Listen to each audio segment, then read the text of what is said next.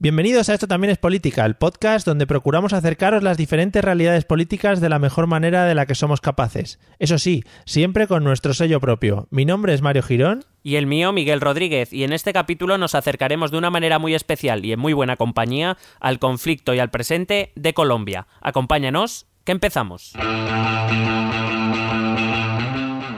Colombia vota no al acuerdo de paz con las FARC. Solo 60.000 votos han marcado la diferencia en el referéndum convocado el domingo. 14 departamentos han votado no, las grandes ciudades, incluida Bogotá, optaron por el sí. Este desenlace inesperado coloca al país al borde de una crisis institucional.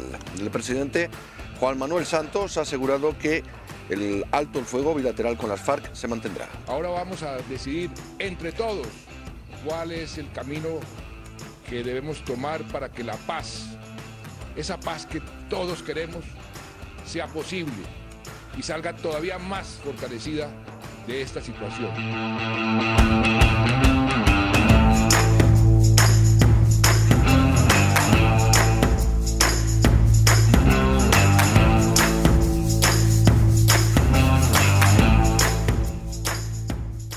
Hola amigos y amigas, bienvenidos al episodio número 21, capítulo número 21, a la 20 vez que nos enfrentamos a estos micrófonos en el podcast de Esto también es política. Como siempre yo quiero dejar mi toque de cultura al empezar el episodio. ¿Qué tal, Miguel? ¿Cómo estás? Molt bé, que veo que me hablas un poco en catalán. Pues sí. No tiene nada que ver con el tema, pero bueno, ahí muy bien. Está hace poco por tierras catalanas y se me pegan los acentos. Molt bé, pero si us plau. Vamos a deleitar a la gente con mierdas varias de que no tenemos ni idea. Bueno, después del exitazo rotundo que tuvimos en el episodio anterior con una compañía espectacular, ¿qué pasa aquí? ¿Que repetimos otra vez o qué pasa? Bueno, repetimos repetimos bueno, compañía. Pero no, repetimos lo que viene siendo el concepto del episodio, pero no de compañía. Claro. Hemos cambiado de compañía. No.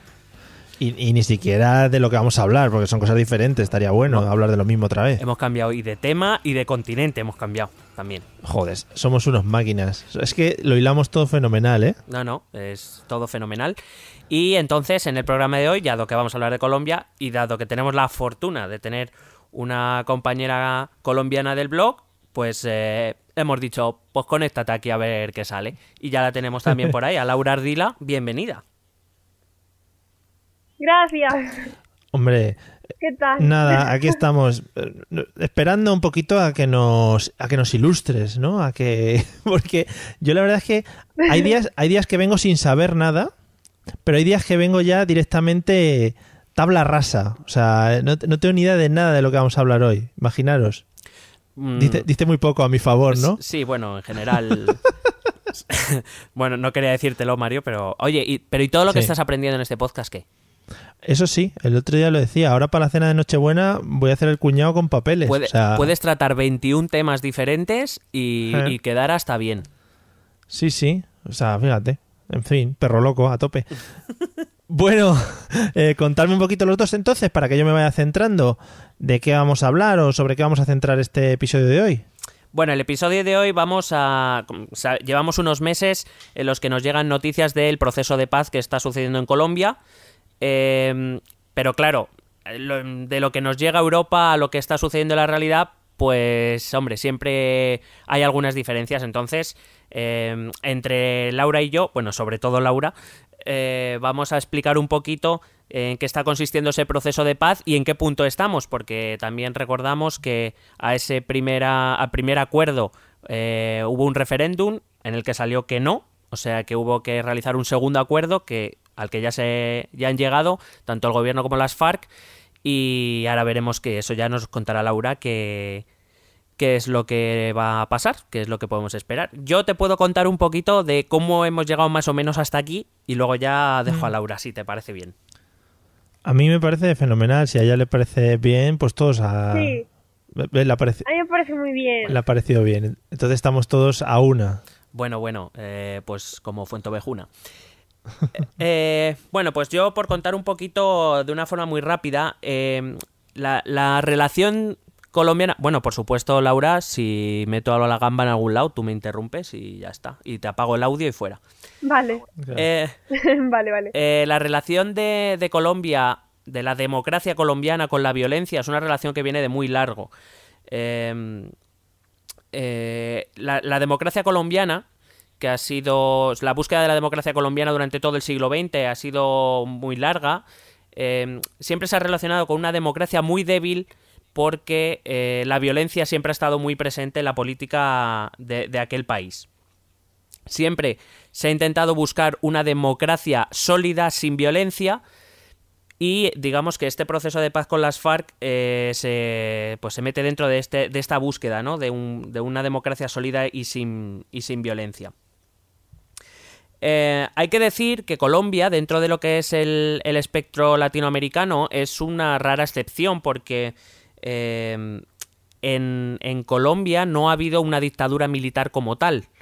Algo ciertamente común durante el siglo XX en la zona latinoamericana. Sin embargo, como os digo, pues no ha sido una democracia muy sólida debido a esta violencia.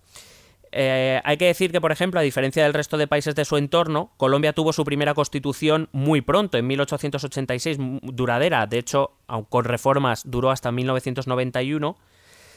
Y bueno, era una democracia basada en un sistema bipartidista entre liberales y conservadores, pero era un sistema muy cerrado. Es decir, liberales y conservadores eran los únicos que tenían acceso al poder, y todo lo que no era la élite liberal o la élite conservadora no podía acceder al poder. De hecho, gran parte de la historia democrática colombiana a mí me recuerda mucho a lo que sucedió aquí en España. Por ejemplo, esta primera parte de su historia democrática me recuerda mucho al siglo XIX español, donde los conservadores o los liberales, o los progresistas gobernaban, y mientras gobernaban, el otro bando, por decirlo de algún modo, no tenía ningún tipo de acceso al poder, ni ningún tipo, por decirlo de algún modo, ninguna forma de participar en la toma del poder. Así que la única manera de hacer, entre comillas, oposición a ese gobierno era la violencia.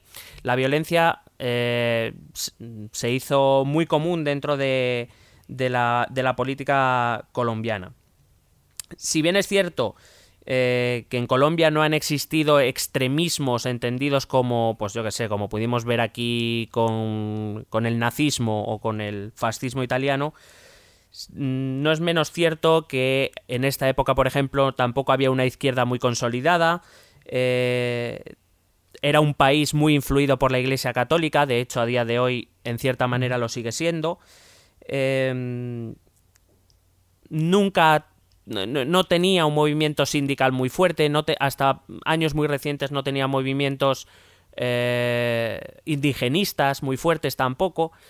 Entonces es lo que pasaba, ¿no? El poder quedaba en manos de unos pocos, y todo lo que no eran esos pocos pues estaban fuera del poder, y la única manera de hacer política era la violencia. A mediados de siglo, más o menos,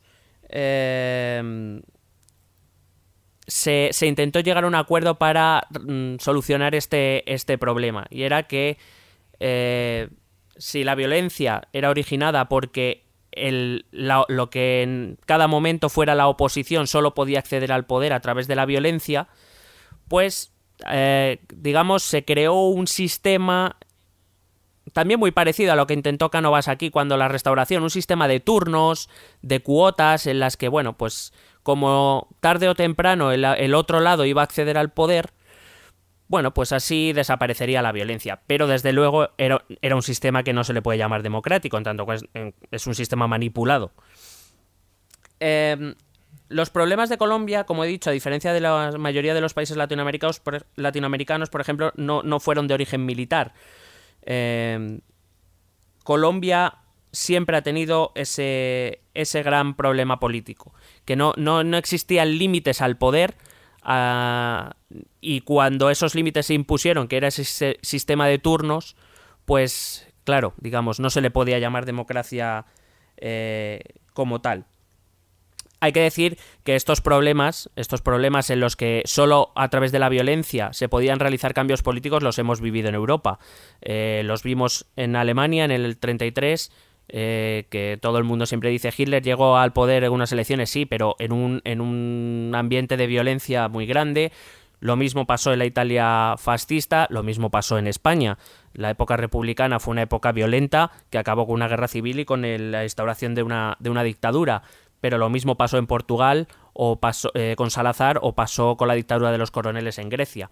Es decir, es algo que también en Europa conocemos bien, que a veces parece que hablamos de algo que está muy alejado de... estos latinoamericanos que no saben hacer política o que no... Bueno, sí, como si aquí no nos la liásemos solos, ¿sabes? Parece que, sí, que solo los demás son capaces de barbaridades. Colombia, como he dicho, tiene una historia un poco diferente. En la historia de Colombia no hay dictadores, como lo fueron Pinochet en Chile, o Somoza en Nicaragua, o Fidel en Cuba, precisamente porque las fuerzas militares colombianas siempre han sido débiles.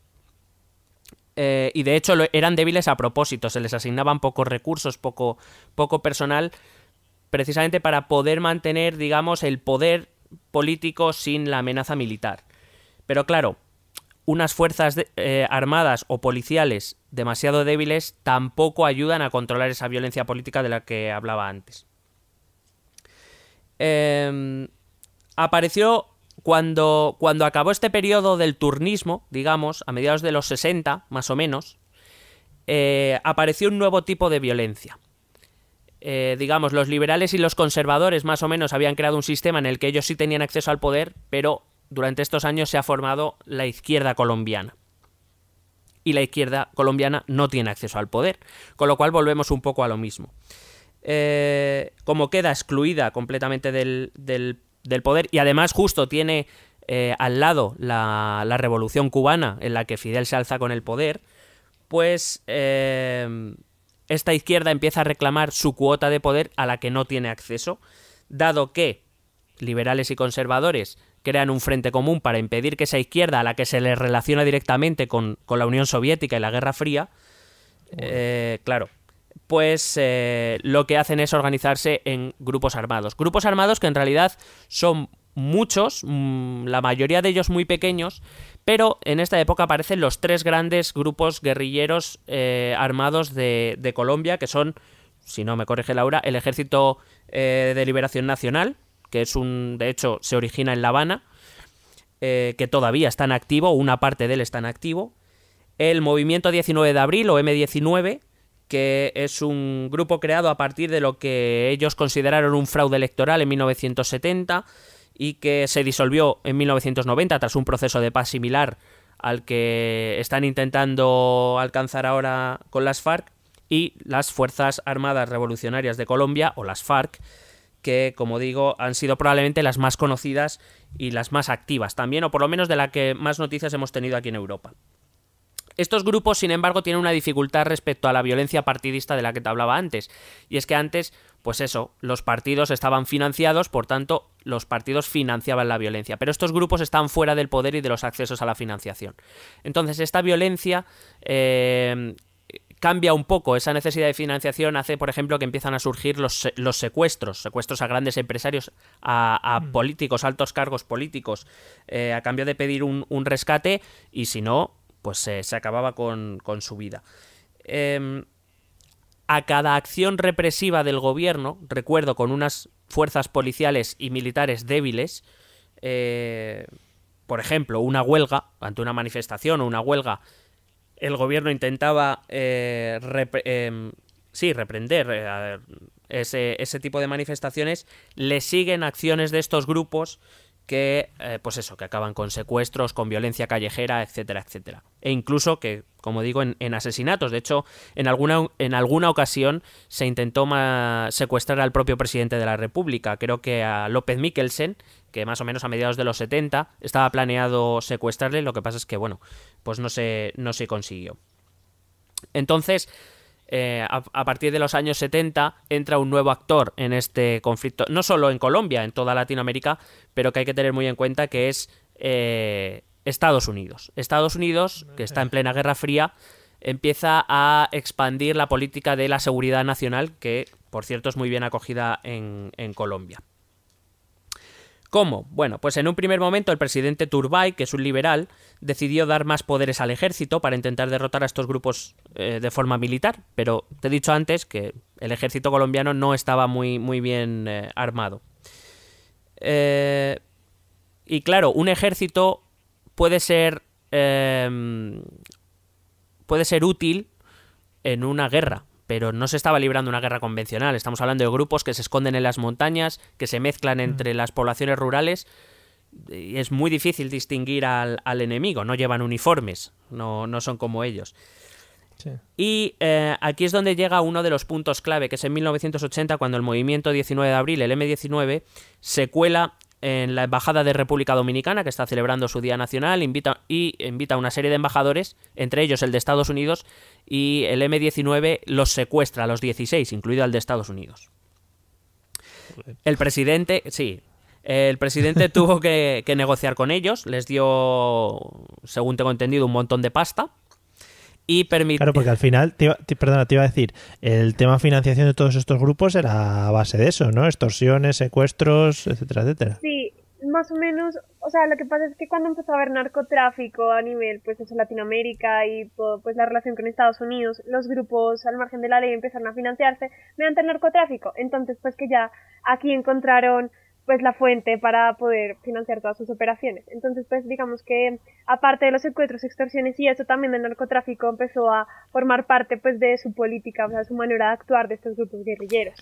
Claro, la cuestión estaba en cuando los objetivos, entre comillas, de los cárteles de narcotráfico y de estos grupos guerrilleros coincidían, porque en algunos casos no coincidía, y de hecho, por ejemplo, he leído alguna historia de cómo las FARC y el cártel de Pablo Escobar, este tan famoso que se ha hecho a raíz de la serie Narcos, alguna vez han chocado, incluso han intentado matarse entre ellos. O sea, es dependiendo de si los objetivos coincidían o no. Lo que pasa es que muchas veces coincidían en tanto en cuanto luchaban contra un gobierno. Sí, o sea, por ejemplo, el hecho del holocausto del Palacio de Justicia, que fue cuando, pues, la guerrilla se tomó el Palacio de Justicia con todos los... con todos los magistrados de la corte, fue porque en la corte se estaba tratando sobre la extradición de todos estos guerrilleros, pues, todo el grupo de Pablo Escobar y, pues, los narcotraficantes. Entonces, pues, la guerrilla se tomó el Palacio de Justicia para... O sea, vamos a ver, se supone que era también para hablar con el presidente y todo eso, pero... de fondo está que se querían eliminar todos los documentos que iban a hacer posible la extradición de toda esta gente. Entonces, por eso el holocausto también llama la atención, porque aparte de que fue una masacre, se destruyeron muchas cosas, muchas evidencias de procesos contra terroristas y contra criminales que pues se quedaron en nada, porque pues se destruyeron todas las evidencias. Entonces sí, es que es impresionante como la relación que se empieza a tener eso con los objetivos políticos que mencionaba Michi, como también desde el mismo gobierno indirectamente se puede decir que se podían apoyar ciertos actos contra actores políticos que no le convenían a cierto grupo de personas. Como ves, las series se quedan cortas. Sí. No, esa serie... hay que decir que el antecedente más directo de lo que está ocurriendo ahora, o digamos más conocido, fue en 1990, cuando bajo la presidencia de Virgilio Barco se consigue una negociación exitosa para la disolución del movimiento 19 de abril como grupo guerrillero, que exigieron para su disolución la formación de una Asamblea Nacional Constituyente que permitiera, digamos, la facilitación de la creación de nuevos grupos políticos más allá de los tradicionales, digamos, que se habían repartido el poder hasta ese momento. En un primer momento el gobierno Barco se negó, pero un movimiento importante que creo que ahora, y eso Laura sabe mejor porque de hecho es estudiante universitaria allí, los estudiantes se echaron a la calle para exigir que se creara, para poder por lo menos retirar al movimiento 19 de abril de las calles, y lo consiguieron, y de hecho en 1991 proclamaron una nueva constitución que consiguió no solo la desmovilización del movimiento 19 de abril, que se transformó en partido político en la Alianza Democrática M19, sino también una parte del Ejército de Liberación también se desmovilizó. Sin embargo, todavía quedaban la otra parte del ELN y las FARC, aparte de otros grupúsculos, que me encanta esta palabra, grupúsculo. Grupúsculos, como la película de los vampiros. Madre mía. Bueno, con las FARC sí. se ha intentado negociar varias veces, en muchas ocasiones sin éxito. He leído en bastantes sitios que, no sé si nos suena esto, cuando se negocia con una banda armada, algunas veces las FARC lo que aprovechaban era para tener un receso y poder rearmarse, poder reorganizarse, etcétera. No sé si nos suena, que aquí también lo hemos vivido muy de cerca. Sí, eso es verdad. Y además eso, hay que añadirle la violencia propia de los cárteles del narcotráfico, cosas ambas que, aun siendo diferentes, como hemos dicho antes, a veces coinciden en objetivos. Sin embargo, hay una fecha clave también en la historia en general y por lo menos según se ve desde fuera en la historia de Colombia, que es el 11S. En el 11S Estados Unidos le declara la guerra al terror. Y, hombre, todos recordamos la invasión de Afganistán y la de Irak, y todos a por Al-Qaeda y a por Bin Laden. Pero la realidad es que Estados Unidos intentó, y sigue intentando, digamos, alcanzar todo aquello que huela a terrorista. Y a partir del 11S, los cárteles de narcotráfico y los grupos armados guerrilleros, es decir, las FARC y lo que queda del ELN, empiezan a ser considerados como lo mismo. De hecho, son incluidos en listas de grupos terroristas, aquí también en la Unión Europea, y empiezan a ser lo mismo. Ya le van contra todo, digamos, esto como un elefante que va a por lo que pille. Claro, que se lo digan ahora al señor Trump. Una cosita solo. Da como la impresión de que los intereses de los diferentes grupos de los que has ido hablando, ya no solo las FARC o las guerrillas y tal, pues el gobierno, por ejemplo, es algo como muy cambiante, ¿no? Y como que la gente iba por su propio interés, puede ser, y... Sí, digamos, o sea, eso sí ha sido muy criticado, pues en la realidad, porque el hecho... O sea, es que da la impresión y pues es así que cada mandatario cada 4 años hace lo que quiere, en serio. O sea, hace lo que quiere, lucha a la manera que quiere. Digamos que en la historia más o menos los presidentes siempre habían tenido como intención de negociar con la guerrilla. Uribe llegó, Uribe dijo que no iba a negociar, Uribe pues, o sea, también fue necesario su intervención porque él se basó en matarlos. O sea, quería acabarlos, quería reducirlos en número para debilitar el poder. Y pues también es cierto que hay que reconocerle, a pesar de que yo no soy nada fan de Uribe, que si no se hubiera habilitado el poder de las FARC, en cierto punto, a lo mejor esta negociación no se hubiera podido dar. Pero el hecho de que cada presidente lleve el rumbo del país de una manera absolutamente diferente, o sea, sin que haya una cohesión, sin que existan como unos intereses geopolíticos claros en el país, sino totalmente personales, independientes de cada partido político, hace que se dificulte pues cualquier desarrollo del país. Sí, de hecho, esto que explicaba Laura tiene una explicación. Es que, como he dicho, a partir del 11S Estados Unidos empieza a colaborar con todos aquellos países que, digamos, tienen una política contra este tipo de grupos a los que consideran terroristas. Así que por primera vez en toda su historia, fíjate que te he dicho antes que Colombia tenía unas fuerzas armadas débiles y policiales débiles, claro, ahora empiezan a recibir financiación y material de Estados Unidos. Sobre todo inteligencia. Empiezan a recibir a consejeros de inteligencia, empiezan a crear una inteligencia más fuerte. ¿Qué pasa? Con un ejército más fuerte, efectivamente, Uribe, por ejemplo, que es el presidente anterior al actual, a Santos, lleva a cabo prácticamente una guerra, pero una guerra mucho más efectiva. Tiene un ejército y una policía mejor preparadas, mejor armadas y con una inteligencia más eficaz. De hecho, es ahora cuando las FARC empiezan a secuestrar ciudadanos estadounidenses y también cuando Colombia empieza a extraditar a miembros de las FARC a Estados Unidos. Estas dos cosas, la unión en un mismo saco de FARC y narcotráfico y digamos, que Estados Unidos se involucre en esta lucha, tiene una ventaja para las FARC y una desventaja. La ventaja era que el negocio de la droga golpeaba a Colombia a todos los niveles y eso propició que volviera a haber violencia de muchos tipos. Es una ventaja para las FARC, no para la ciudadanía, entiéndase. Sí. Pero claro, al digamos, recrudecerse nuevamente la violencia, lo que le permite a las FARC es camuflarse. Entre toda esa violencia ellos son un grupo más. Es más difícil, digamos, identificarlos dentro de todo lo que hay. Pero claro, lo malo es que a quien tenían enfrente ahora estaba mejor preparados que ellos para ese combate. He encontrado un dato que me ha llamado mucho la atención, es que en 2008 se hizo saber que una quinta parte de la asamblea, un 20% de la asamblea, estaba siendo investigada por tener conexiones con grupos paramilitares. Muy bien. Sí. Todo muy limpito. No, para... Sí. Muy limpio todo. sí. Sí, no, la corrupción es impresionante. Es que además, o sea, es que también esto ha dificultado, o sea, cuando apareció el paramilitarismo y todo este movimiento, o sea, igual era como una guerra que tenía tantos actores, o sea, los intereses políticos de cada persona se involucraron tanto que era muy difícil avanzar en cualquier investigación, o sea, era muy difícil demostrar que las personas estaban relacionadas, porque no interesaba a la gente que tenía el poder. Claro, a mí por lo que contáis, la imagen del ciudadano normal como que pinta poco, ¿no? En toda la estructura entre guerrilla, gobierno, no sé qué.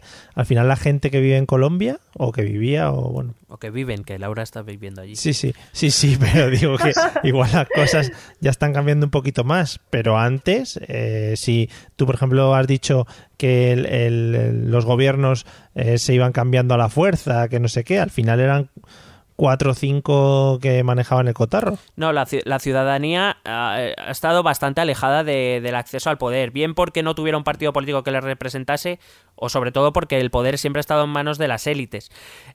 Precisamente yo creo que, y esto Laura lo sabrá lo sabe evidentemente mucho mejor que yo, pero un poco esa esperanza de poder acabar con la violencia porque simplemente abre la puerta a que la ciudadanía, a través de un proceso político normalizado, pueda tener algún tipo de voz dentro de Colombia. No sé qué dirá ella, que lo sabe mejor que yo. Sí, pues yo creo, o sea, yo estoy de acuerdo. Además, digamos que, o sea, pues la historia ha sido dura, o sea, ha habido épocas de mucha violencia y pues la ciudadanía poco podía hacer, o sea, se supone que los presidentes iban a mediar pues en el conflicto. Pero en este punto, con este proceso de paz que era absolutamente necesario, o sea, según mi opinión, ya era el momento, o sea, ya no se podía seguir matando más gente, ya había que sentarse y dialogar de una manera civilizada para poder mediar, o sea, ya lo exige, las víctimas lo exigen, o sea, ya se ha llegado para mí al tope del conflicto, o sea, no se puede ir más allá de lo que está pasando.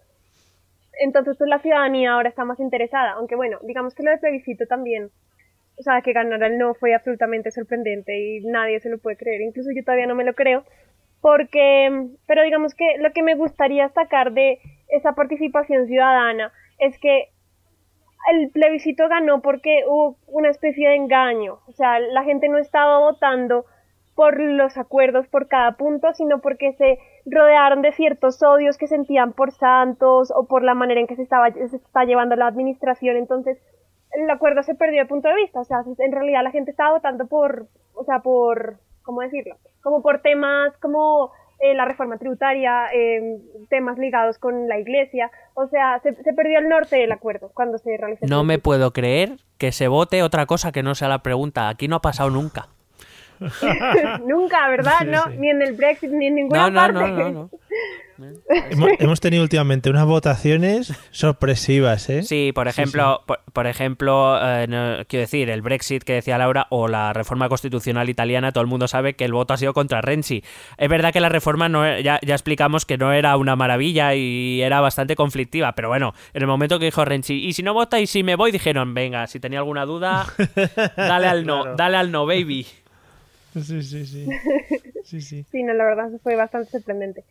A mí me gustaría añadir que igual, o sea, para mí el problema más grande de Colombia, o sea, por el origen de todos los problemas, es la tenencia de tierras. O sea, estamos hablando que es un país con mucho territorio rural, o sea, pues obviamente hay centros urbanos, pero igual, digamos que el control efectivo del Estado en todo el territorio colombiano es mínimo. O sea, nos reducimos a 4 ciudades grandes, o sea, como una región pequeña donde efectivamente pues hay control y o sea, las cosas se mantienen. Pero digamos que el hecho de que no exista control de más territorio hace que, pues, sea posible que existan estos grupos. Entonces, se supone en teoría que las FARC, por ejemplo, tiene un ideal político. Bueno, la gente dice que no porque luego se metieron con el narcotráfico, en todas estas cosas. Pero se supone que ellos querían... Ellos se han declarado marxistas-leninistas, pero vamos, que si alguien quiere verlo, que esto me ha sorprendido muchísimo, las FARC tienen página web. O sea, podéis ir a leer allí lo que veáis. Tiene un videoblog. Has tardado un rato, has tardado un rato en decirlo, pero no te lo pidas guardar. No. O sea, es que eso es fascinante. O sea, que un grupo considerado terrorista a nivel mundial y guerrillero, pero tiene web, ¿sabes? Claro. Sí. Entonces, bueno, sí, entonces el ideal político se perdió claramente, se metieron en problemas de toda índole y absolutamente todo. Pero igual, el hecho de la tenencia de tierras y pues el acuerdo en realidad se centra mucho en el punto de la reforma agraria. Ay, se me fue la idea. Lo siento, ya. Pues es la raíz más o menos de todas los problemas que se han ido presentando, pues, según mi opinión. Cuéntanos Sí. por qué votaste, bueno, por qué votasteis, no sé lo que has votado tú y no nos interesa, pero ¿por qué Colombia votó no a ese referéndum? Bueno, eso es muy triste. Vamos a ver, la historia es que la popularidad de Santos no es muy buena. O sea, la gente no está muy feliz con su administración porque no les agrada mucho las decisiones que ha tomado. Sin embargo, Santos decidió empezar un proceso de paz con las FARC. Entonces, bueno, se reunieron en La Habana, fueron grupos de víctimas, digamos que el grupo negociador es bastante fuerte, liderado por Humberto de la Calle, y se llegó a un acuerdo. Entonces, bueno, el acuerdo se basaba más o menos en desarrollo agrario integral, participación política, fin del conflicto y pues algo lo más importante que es víctimas. Entonces, bueno, como estamos mencionando antes, la gente no fue a votar por el acuerdo, la gente fue a votar por diferentes razones. Pero hay que tener en cuenta que en cuanto a estrategias de comunicación utilizadas durante el plebiscito, pues el sí obviamente, o sea, el sí tampoco hizo una buena jugada. La jugada del sí fue no tampoco defender los acuerdos, sino decir como, bueno, si tú votas por el no, quieres la guerra. Entonces, obviamente eso también está mal. También me visto. suena. O sea, no se defendieron los acuerdos de una manera adecuada. O sea, yo desde mi perspectiva lo hubiera manejado de una manera diferente. Pero la estrategia de la campaña del no, y estas son palabras textuales de su director de campaña, se basó en la indignación. O sea, el señor se llama Juan Carlos Vélez Uribe, y él estuvo en una entrevista en un diario acá, y él dijo que él había hablado con unos estrategas de Panamá y Brasil, y nos dijeron que la estrategia era dejar de explicar los acuerdos para centrarse en el mensaje de la indignación. Entonces, bueno, eso está peor visto que decir que si votas por él no eres un guerrerista. O sea, ellos se basaron en concentrar todo el odio que la gente sentía por Santos, por la administración, por todas las injusticias que están pasando, y a partir de ahí defender su postura del no. Entonces, bueno, el no ganó porque involucraron diferentes temas. O el que más me indigna a mí es el enfoque de género. Entonces, bueno, en el acuerdo de paz se planteó que debía existir un enfoque de género por las víctimas homosexuales, transexuales, bueno, todas las personas con diversidad sexual que merecían ser protegidas pues con base en sus derechos y eso. O sea, en realidad la idea del enfoque de género es proteger a la gente con base en la diversidad. O sea, eso es, a mí me parece que es completamente bien, sino que los del no, que se apoyan mucho en la iglesia, y hay que decir pues que en Colombia la iglesia todavía está muy presente en la relación con el Estado, decían que el enfoque de género iba más o menos a convertir a la gente en gays. Entonces que si se incluía el enfoque de género, las iglesias y los niños iban a aprender cosas que no debían. Entonces estaban... Sí, es que es absurdo. Entonces su argumento era que el enfoque de género ponía en peligro las instituciones como el matrimonio, la familia, adopción o el Estado civil. Entonces, cosa que es absolutamente una tontería. O sea, la educación... O sea, no, es absurda esa idea.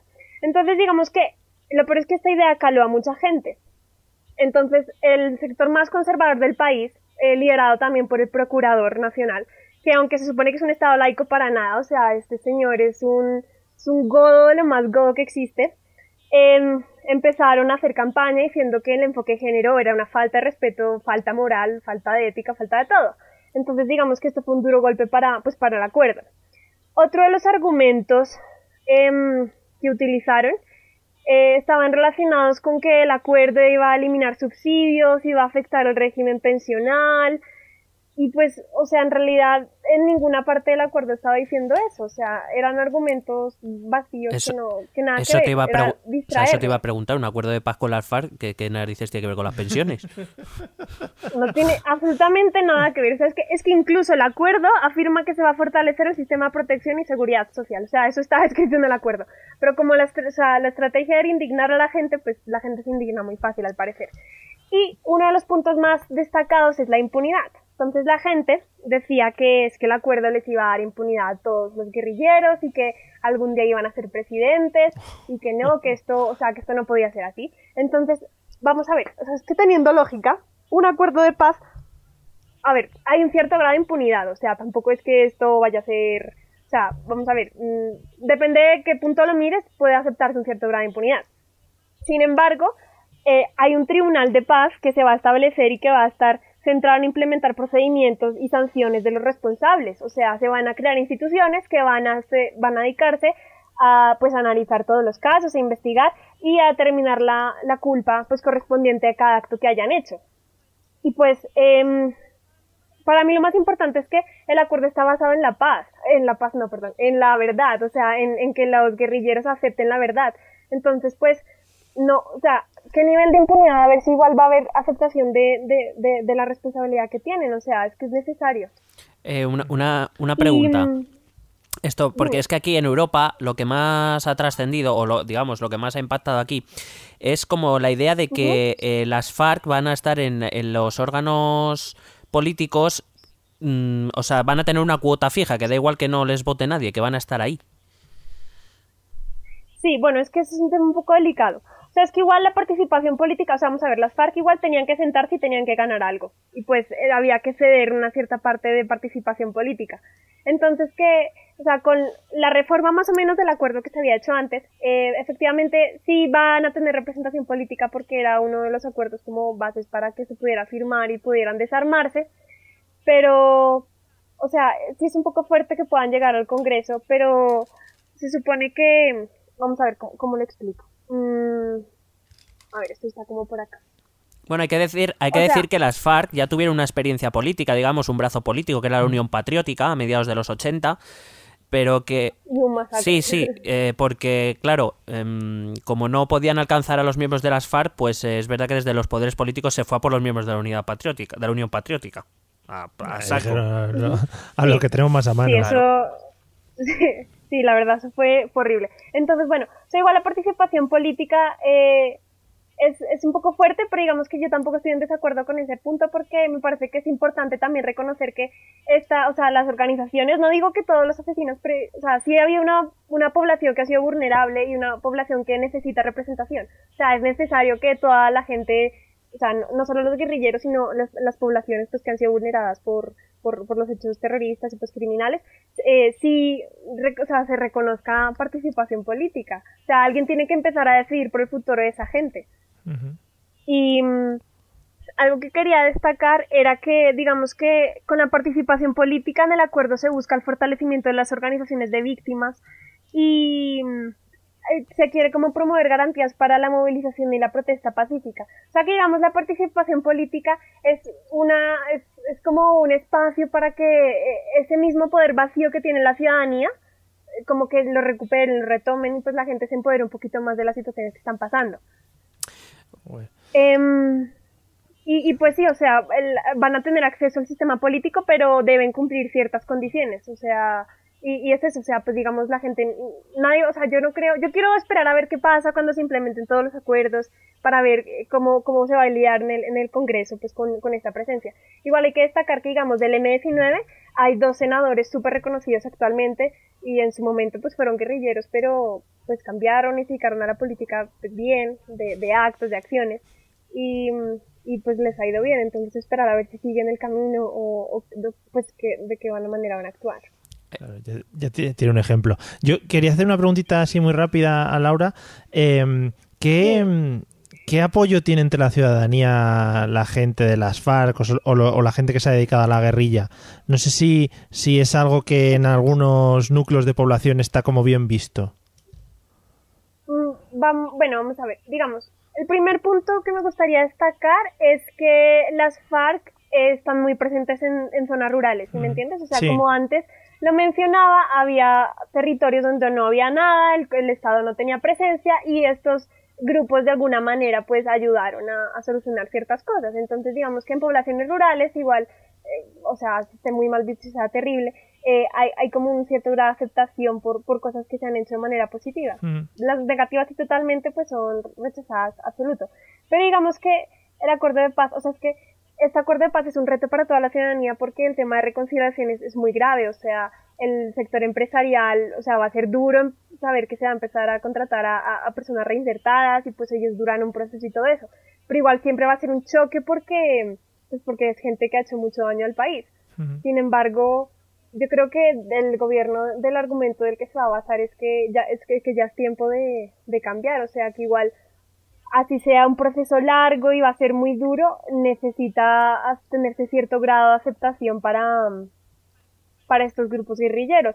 Además, digamos, o sea, pues aquí en las ciudades, en realidad, o sea, pues lo que yo llevo viendo acá, cuando volví a Madrid, no se siente la guerra tampoco casi, ¿me entiendes? O sea, tampoco en las ciudades la gente es muy consciente, y ese es al otro punto al que quiero ir. La gente le hace falta como voluntad de estar involucrada en los asuntos del Estado. O sea, el nivel de la gente que se abstuvo de votar es absurdo.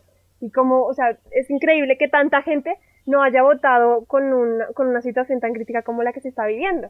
Yeah. Entonces, pues, a la gente tampoco es que le importe mucho, en realidad, a la gente de las ciudades. A la gente del campo sí, digamos que los mayores, o sea, en Bojayá, que es un pueblo que estaba totalmente azotado por la violencia, el 95% de las personas votaron que sí querían ese acuerdo. Yeah. Y pues esa es la gente de la que se le ha fallado. Entonces, eso también es la crítica de las personas que defendimos el acuerdo, de que igual, a pesar de que se llegó a un acuerdo 40 días después, son 40 días que la gente sigue siendo vulnerable. Entonces, hay que responderle a estas víctimas y hay que emprender hay que empezar a trabajar ya. No se puede dejar pasar más tiempo porque ellas son los que están pagando. Yo tengo otra pregunta. Obviamente en el referéndum al salir el no, o por lo menos aquí a España llegó como que el gran triunfador, si es que podía haber un triunfador sobre que un acuerdo de paz no se llevara a cabo, que yo esto lo dudo, pero bueno, claro. el gran triunfador fue el expresidente Uribe. En este segundo acuerdo, ¿qué es lo que ha conseguido Uribe meter para, pues no sé, para que esté más contento? Es que Uribe, o sea, en mi lugar Uribe toca mucho las narices, en serio. O sea, Uribe... ¿Un expresidente que toca las narices? No. Sí, tampoco se ha visto nunca. Aquí ha pasado algo hoy con un expresidente nuestro. Es que, vamos a ver, Uribe a mí me cae muy mal porque es que ese señor ha hecho cosas muy feas. O sea, digamos que Uribe estaba metido en cosas de paramilitarismo muy grave. Uribe ni siquiera quiso empezar un diálogo, un acuerdo de paz. No tuvo intención como para venir a criticar lo que ha hecho Santos. O sea, ningún acuerdo de paz va a ser perfecto, pero lo que jode es que Uribe sea tan cínico de con todo lo que tiene detrás de él, venga a decir que es que eso está mal. Y, o sea, sí hubo ciertos puntos con los que se llegó hasta un nuevo acuerdo, digamos, aquí tengo uno. Uribe consiguió que se extendiera el plazo de reforma rural integral, el acuerdo no va a reformar las figuras de expropiación administrativa, se seguirá la constitución política en el tema de expropiación, o sea, son como ciertos puntos, pero tampoco es que haya hecho un cambio radical, porque en realidad, o sea, si tú veías a Uribe decía que es que esto se iba a convertir en Venezuela. O sea, sus argumentos tampoco eran mucho más allá. Venezuela e impunidad. Esas eran sus dos palabras favoritas durante todo el acuerdo de paz, durante toda la también campaña. También nos suena alguna, entonces, sí. También se habla mucho de Venezuela aquí, sí. Sí, no, Venezuela, en serio, qué trauma. El otro día que hablaba con Laura me sorprendió, ¿no? Porque es como, anda, que no solo se utiliza aquí para meterse con el rival político. Digo, muy bien. Oye, igual es una estrategia de Venezuela, del propio país, para expandirse en plan turístico, ¿no? O sea, mejor campaña. Pues puede ser. Sí. Bueno. Entonces, bueno, o sea, ya redondando la pregunta, Uribe, pues consigue, o sea, sí se arreglaron ciertos aspectos, pero igual el nivel de popularidad y el ego que se le subió, o sea, eso no tiene precio. Eso fue un gran triunfo en realidad. Yeah. Porque... no sé, igual Uribe es un terrateniente muy fuerte, o sea, la familia tiene mucho poder en tierras, entonces el acuerdo también va a llevar a grandes transformaciones a nivel territorial y a nivel de propiedad de tierras. Entonces, pues, Uribe tampoco iba a estar tan feliz. O sea, teniendo en cuenta que es una persona que también vela mucho por sus intereses personales, pues, él necesitaba, yo creo que además dilatar el punto. O sea, la gente, pues yo no sé, pero digamos también se dice mucho que se quería dilatar el proceso porque dentro de 2 años se cambie de presidente. Entonces, pues eso también hay que tenerlo en cuenta, que a lo mejor Uribe quiso ganar popularidad, quiso ganar tiempo, distracción. ¿Tú crees que Uribe se va a volver a presentar? Yo espero que no, y donde hago protesta, no creo. No creo, o sea, Uribe tiene por ahí más o menos 2 candidatos con los que intenta hacer algo, la verdad es que no tiene mucha popularidad, pero no, yo no creo. No bueno, espero, pero por favor. que va a poner a otro en su nombre, pero que a Uribe sigue Sí. contando mucho. Sí, eso sí está cantado. O sea, Uribe va a ser un personaje súper destacado en la realidad colombiana durante demasiado tiempo, para mi gusto. Te- Pero sí. Tengo otra pregunta.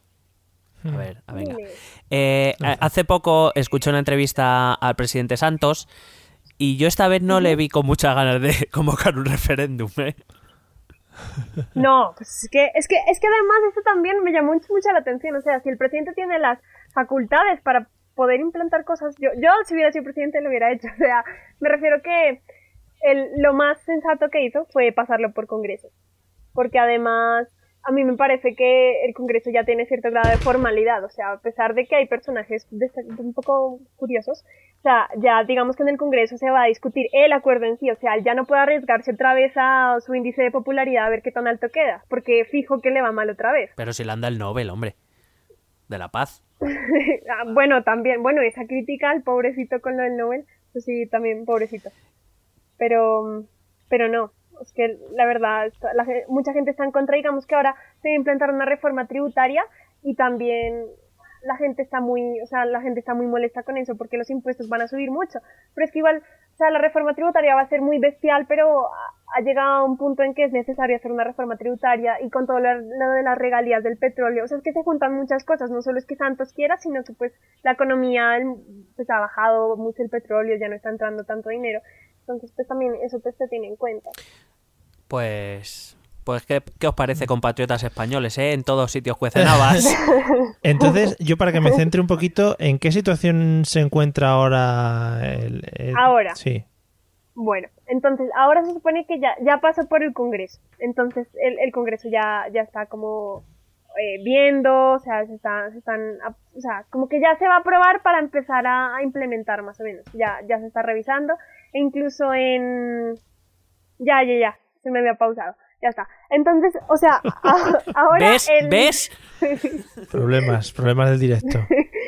Pero el acuerdo va, o sea, ya se publicó el nuevo acuerdo, ya no hubo una fiesta tan grande como la que se hizo en Cartagena con el primero, pero ya Timochenko y ya Santos firmaron el nuevo acuerdo y ya se estaba trabajando para la implementación. Se supone que ya, pues a primeros días de diciembre ya se estaban como emprendiendo las primeras acciones para ver cómo se van a concentrar los guerrilleros en las zonas de concentración pues que se habían acordado.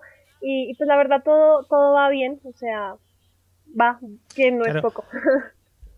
Y la integración de todas estas personas que supongo que han vivido un poco, no sé si apartadas de la sociedad general colombiana, ¿no va a ser un poco complicado ahora sí de repente? O, sí, yo creo que sí. Claro, este posconflicto va a durar muchísimo tiempo. Incluso se ha creado un ministerio del posconflicto para ver, para trabajar porque sí, o sea, la recepción de la gente sí va a ser un poco dura. Yo tengo esperanza porque igual es lo que digo, o sea, ya las víctimas merecen dejar de ser víctimas y cualquier cosa va a ser mejor de lo que se estaba antes. Por más imperfecto que sea el acuerdo, pues es una voluntad que tiene pues el Estado para... Además, las FARC, es que eso fue lo más impresionante. Cuando ganó el no, Timochenko salió en televisión a decir que es que iban a trabajar porque es que ya querían esto. O sea, ya las personas han llegado como al grado de conciencia de darse cuenta que ya no se puede ir más allá, o sea, se llegó al tope.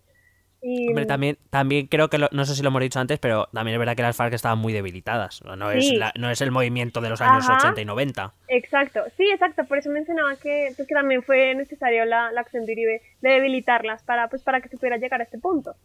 Entonces, pues sí, como que todos esos factores son los que se tienen en cuenta. Pero al parecer la voluntad de fin del conflicto del país pues es notoria. O sea, al menos eso parece. Aquí se ha hecho mucha broma con que el hombre se llame Timochenko. Sí. Aquí ahí sí nos quedamos. Ese es el nivel que tenemos aquí. España, amigos. Sí. Así somos. No sé si nos queda algo más por tocar o queréis añadir alguna cosita más. Yo, Laura, si quieres ¿Tenemos añadir tiempo? algo. Sí, unos 3 minutazos para ti enteros. Vale. Bueno, pues no sé, pues a mí me gustaría añadir que... ahora que añado. Que la estrategia de comunicación del no sí fue un poco sucia, o sea, la verdad, o sea, eso sí, muy inaceptable. que se haya jugado con la indignación de la gente, porque es que no se puede basar una política en el odio, o sea, pues sí se puede, ha habido episodios, bueno, sí se puede, pero no es lo correcto, o sea, no es lo que uno espera y la gente, o sea, se le debe a la gente vivir en paz, o sea, además eso traería desarrollo económico, bueno, un montón de cosas que beneficiarían al país, pero pues a ver si la gente deja de ser egoísta y pues la gente que es dueña de tierras tiene que reaccionar. Joder.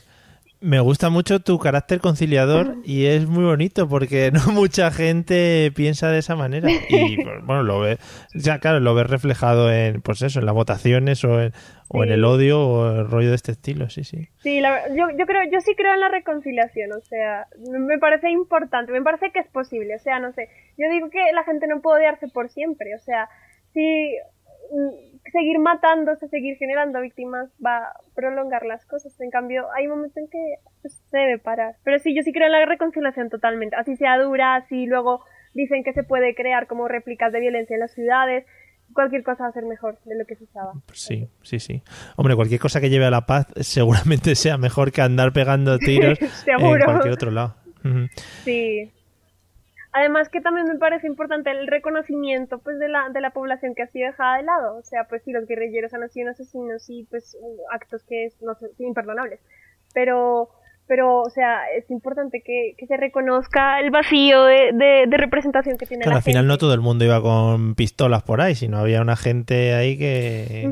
Sí, que además estos grupos guerrilleros, en cierto modo, como ocurre con la mafia en Italia, ocuparon un vacío que pues esas instituciones que se supone que representan al pueblo, pues no llegaban, no hacían nada. Entonces, cuando viene alguien y ofrece soluciones, o por lo menos algunos parches, pues evidentemente esa gente lo recibe y pues claro que está dispuesta a, digamos, probablemente le gustaría otro tipo de acción política, pero si es lo único que tienen, pues esa gente se agarra a eso, porque en muchas ocasiones no han tenido otras soluciones. Sí, la familia. En fin, sí, ese es mi aporte general como conclusión. Bueno, pues Michi, yo creo que ha quedado bastante bien explicadito todo, ¿no? Deja de llamarme Michi, que soy Miguel. Perdón. En este podcast, que te como una imagen de seriedad, ¿sabes? Perdón, es verdad, persona responsable, don Miguel.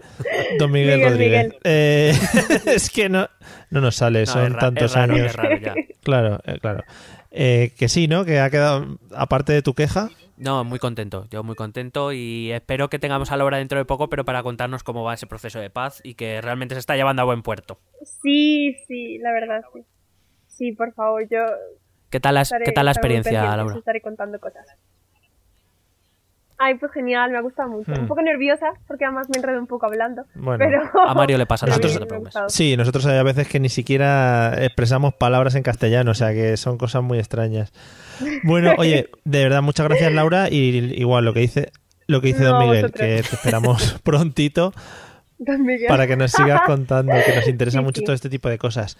Miguelito, vamos, joder, es que qué de nomenclaturas tienes hoy, tío. Sí, vamos cerrando el episodio. Vamos cerrando con los métodos de contacto, supongo, ¿no? Sí, espero que en 2017 aparezcamos ya con una grabación, pero bueno, vamos dándole. Venga. El correo electrónico, esto también es política, @gmail.com, en Facebook, esto también es política, en Twitter, @etepolítica, y en el blog, esto también es política.wordpress.com, y con 2 novedades. La primera, que ya tenemos canal de YouTube, donde estamos poniendo los podcasts y donde iremos poniendo algunos vídeos del blog. Esto también es política, se llama el canal, no hemos innovado demasiado.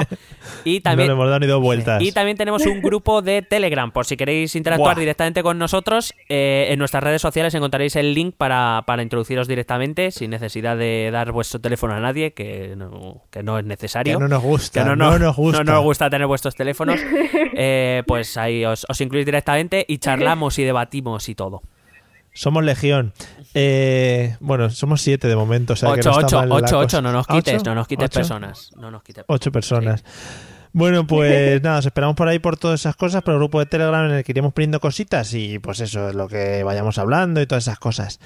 Y nada, pues yo me voy a ir iba a decir me voy a ver Narcos, pero ya la he visto entera. Entonces por eso estaba muy... No, por favor, no esa serie, la odio. Es que algo que odio esa puta serie. Entre eso y lo de Solo. Así me gusta ese vocabulario. Madre mía, qué cierre, qué cierre. Amigo, ya sabéis, no veáis... Si tenéis Netflix contratado, No veáis, lo descontratáis. no veáis esa puta serie. Venga. Todo el mundo a ver...